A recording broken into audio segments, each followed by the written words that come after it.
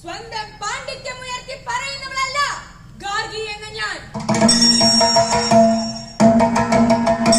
പക്ഷേ ആർജിച്ചെടുത്ത വിജ്ഞാനത്തിൽ അഭിമാനിക്കുന്നവളാണെന്ന് കൂട്ടിക്കൊള്ളുവൻ. പറയുന്നവർ പറയട്ടെ.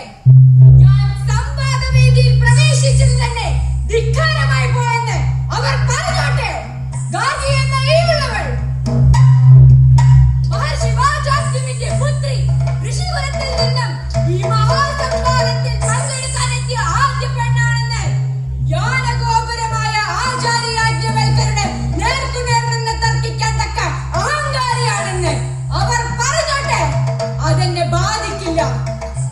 പക്ഷേ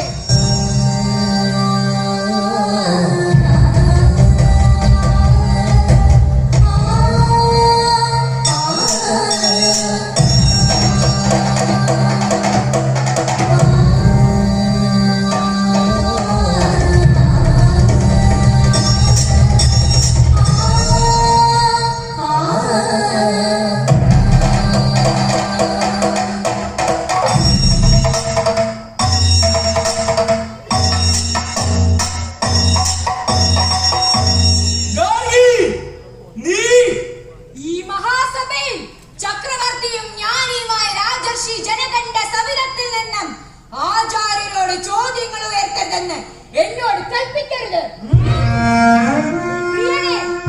ആത്മാവിനെ പരമാത്മാവിനെ കുറിച്ചുള്ള സംവാദം.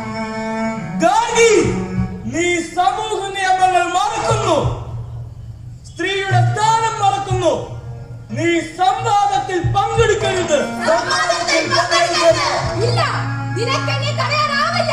ശരിയാണ്, ഞാൻ തർക്കം പഠിച്ചതും ശീലിച്ചതും കളിക്കൂട്ടുകാരായ നിന്റെയും എന്റെ പിതാവിന്റെയും കൂടെയിരുന്നു തന്നെയാണ്. ഇപ്പോൾ നമ്മുടെ പരിണയം നിശ്ചയിച്ചിരിക്കുന്നു എന്നതും വാസ്തവം. പക്ഷേ അത് ഗാർഗിയെ സംവാദത്തിൽ നിന്നും വിലക്കാനുള്ള കാരണമേ അല്ല. കുലസ്ത്രീയാവുക എന്നതാണ് നിന്റെ കടമ. പുരുഷന്റെ സവിശേഷ സ്നേഹത്തിൽ സ്വയം സ്വപ്നങ്ങളില്ലാതെ ദേവപ്രീതി നേടുക.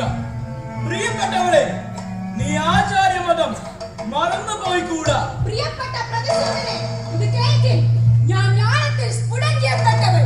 നിഷ്ക്രിയ സിദ്ധാന്തങ്ങളാൽ മരവിക്കപ്പെട്ട തലച്ചോറുകളെ യുക്തിയാൽ ഉണർത്താൻ അറിയുന്നവൾ.